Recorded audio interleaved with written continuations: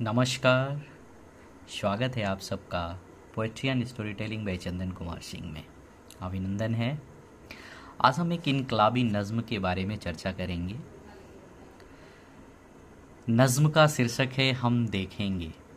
लाजिम है हम भी देखेंगे। हम देखेंगे, लाजिम है कि हम भी देखेंगे। ये नज़्म पिछले साल सीए प्रोटेस्ट में भी गाया गया था। आईआईटी के एक प्रोफेसर ने, जब आईआईटी के कुछ बच्चों ने इस नज़्म को गाया तो इसे हिंदू विरोधी करारा, जिसको मैं नकारता हूँ। साहित्य समाज का दर्पण होता है और कोई भी साहित्यकार, अगर वो साहित्यकार है तो कभी भी किसी भी धर्म पे कुठाराघात नहीं करेगा। अगर वो करता है तो किसी न किसी विचारधारा से प्रभावित है और वो असल में साहित्य से अनभिज्ञ है।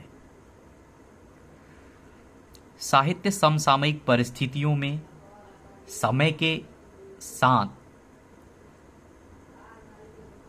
विभिन्न रूपों में निकल करके आता है, जो उस समय की स्थिति को बयां करता है।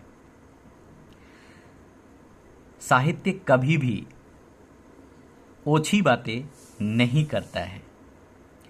इनकलाबी होना गलत नहीं है, बागी तेवर का होना गलत नहीं है।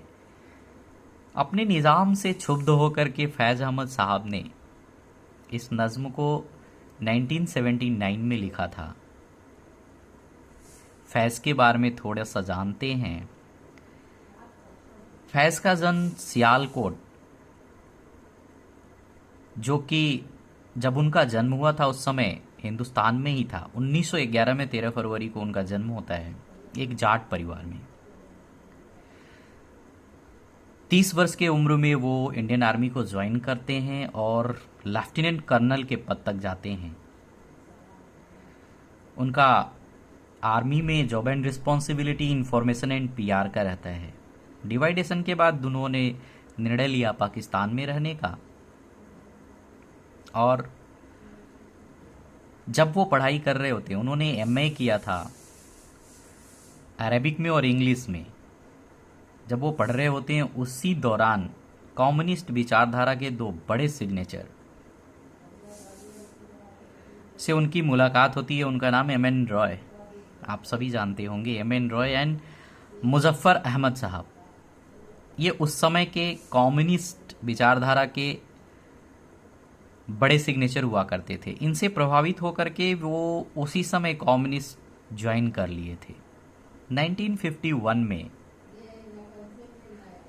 समकालीन परिस्थिति कुछ ऐसी बनी कि फैज़ ने अकबर खान का साथ दिया एक षड्यंत्र में, जो लियाकत अली खान की तख्ता पलटी का षड्यंत्र था। अकबर खान और फैज़ दोनों उसमें शामिल थे और इसमें वे विफल हुए। यानी 1951 में यह षड्यंत्र विफल हुआ और फैज़ को जेल हुई। 4 साल 1955 तक वो जेल में रहे और इस बिनाक पे उन्हें छोड़ा गया कि आप पाकिस्तान में नहीं रहेंगे। फैज़ भी इसको मानते हुए रशिया चले गए। 1958 तक वो रशिया रहते हैं और 1958 में वो वापस पाकिस्तान आते हैं। उस समय वहाँ के निज़ाम मिर्ज़ा सिकंदर हुआ करते थे। सिकंदर मिर्ज़ा से भी उनकी नहीं बनती है, वापस पुनः रसिया जाते हैं। 1962 में उन्हें लेनिन पीस प्राइज़ से नवाजा जाता है रूस में। फिर उस समय फॉरेन मिनिस्टर भुट्टो होते हैं, उनसे नज़दीकियां बढ़ती है और उनके आग्रह पे पुनः पाकिस्तान आते हैं।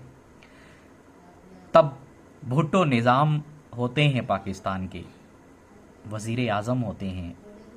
1971 में उन्होंने एक प्रपोजल दिया, भुट्टो ने फैज़ साहब को प्रपोजल दिया कि सरकार के साथ में काम करने का, और कल्चरल एडवाइज़र का पद दिया। हालांकि इस पद के लिए उन्होंने आमंत्रण भारत के एक मशहूर शायर जालिब को ही दिया था, पर जालिब साहब ने अपने अंदाज में उसे मना किया। अंदाज कुछ इस तरह से था, समंदर दरिया में नहीं मिला करते। 1971 से 1974 तक फैज इस पद पे बरकरार रहे। 1974 में उन्होंने इस पद को छोड़ा। उसी बीच में ज़ाउल हक ने तख्ता पलटी, भुट्टो को जेल हुआ और वापस पाकिस्तान फैज साहब को छोड़ना पड़ा, लेबनान में शरण लेना पड़ा और 1982 तक वो लेबनान में रहे। ज़ाउल हक एक बर्बर शासक था जो इस्लामीकरण का कट्टर समर्थक था, जिससे वो क्षुब्ध थे और 1979 में इस नज्म को उन्होंने लिखा था, जिस नज्म का हम जिक्र कर रहे हैं, उससे क्षुब्ध होकर लिखा था। 1982 तक वो वहां रहे। 1984 में फैज साहब का इंतकाल होता है और 1986 में फैज मेला के नाम से एक आयोजन होती है जिसमें इकबाल बानो इस नज्म को गाती हैं, जिसे भारत में गाए जाने पर प्रोफेसर साहब ने हिंदू विरोधी कहा। मैं इसे फिर से नकारता हूं। साहित्य समाज का दर्पण होता है। कोई भी साहित्यकार कभी भी किसी भी धर्म पे कुठाराघात नहीं करता है। मैं अपनी बात को रिपीट कर रहा हूं और चलते हैं नज्म की तरफ। नज्म की पड़ताल करते हैं कि कहां से यह हिंदू विरोधी है। हम देखेंगे लाजिम है कि हम भी देखेंगे वो दिन कि जिसका वादा है जो लौहे अजल में लिखा है। लौहे अजल मतलब वो तख्ती जहां पे सत्य और असत्य का हिसाब होता है। जो लौहे अजल में लिखा है, जब जुल्मों सितम के कोहे गरा, जुल्म और सितम के कोहे गरा मतलब पहाड़ रुई के तरह उड़ जाएंगे, रुई की तरह धुआं हो जाएंगे। उस दिन का इंतजार कर रहे हैं फैज और कहते हैं हम देखेंगे, लाजिम है कि हम भी देखेंगे। हम महकूमों के पांव तले ये धरती धड़ धड़ धड़केगी।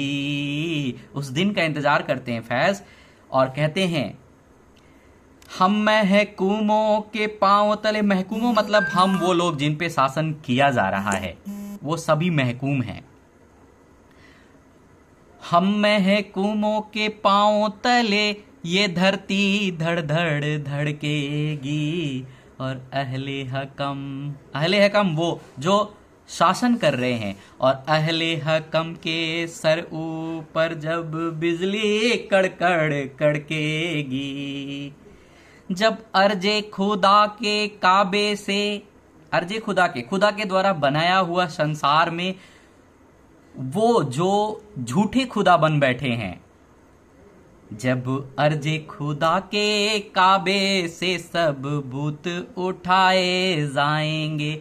भूत यहाँ पे प्रतीक है उन झूठे शासकों का, और भूत उसका भी प्रतीक है जो जुर्म को आंखों के सामने देखते हुए भी चुप रहते हैं। सब भूत उठवाए जाएंगे, हम अहले सफा मरदूदे हरम मसनद पे बिठाए जाएंगे। हम अहले सफा, हम वो लोग जो कि सताए हुए हैं, मसनद सिंहासन पे बिठाए जाएंगे। उस दिन का इंतजार कर रहे हैं फैज। मसनद पे बिठाए जाएंगे, हम देखेंगे, लाजिम है कि हम भी देखेंगे। सब ताज उछाले जाएंगे, सब तख्त गिराए जाएंगे, बस नाम रहेगा अल्लाह। यहीं से वो विवादित बात जो समझ में आती है लोगों की कि नहीं ये हिंदू विरोधी है, ये विवाद यहीं से खड़ा होता है, इसी पंक्ति से। बस नाम रहेगा अल्लाह का। फैज पाकिस्तान में है, उर्दू जुबान के हैं, तो अल्लाह कहते हैं तो कोई बुरी बात नहीं है। बस नाम रहेगा अल्लाह का, जो गायब भी है हाजिर भी है, जो साकार भी है निराकार भी है, जो मंजर भी है नाजिर भी है, जो सबको देखता है और दिखता भी नहीं है, उठेगा अनहल हक का नारा। ये तो इस्लाम विरोधी हो गया, अनहल हक, अहमो ब्रह्मास्मि। ऐसा इस्लाम में कहना और कहने की जरूरत सिर्फ बागियों में हो सकती थी। पॉसिबल नहीं कि खुदा का दर्जा किसी व्यक्ति विशेष को दिया जाए इस्लाम में। इसे बर्दाश्त नहीं किया जा सकता इस्लाम में। तो ये उल्टे इस्लाम विरोधी मुझे तो लगता है। उठेगा अनहल हक का नारा, अहमो ब्रह्मास्मि, मैं भी भगवान हूं, आप भी भगवान हो, मेरे में भी भगवान है, आप में भी भगवान है, जो मैं भी हूं और तुम भी हो, और राज करेगी खुल के खुदा। खुल के खुदा, खुदा के बनाए हुए हर वो जनता राज करेगी जो मैं भी हूं और तुम भी हो। हम देखेंगे, उस दिन का इंतजार कर रहे हैं फैज। साहित्य को अच्छे से समझ लें तो ये किसी धर्म विशेष पे कुठाराघात के रूप में नहीं दिखेगी। और अगर आप पूरे तरीके से इस नज्म को समझ लेते हैं तो यह एक शासन के खिलाफ है, एक निज़ाम के खिलाफ है जो बर्बर है, जो दुष्टता करता है अपने प्रजा पे, उसके खिलाफ लिखी हुई ये नज्म है। दोबारा मैं कहता हूँ, जब भी आप किसी व्यवस्था से क्षुब्ध हों तो इस नज्म को दोहराइए। जय हिंद।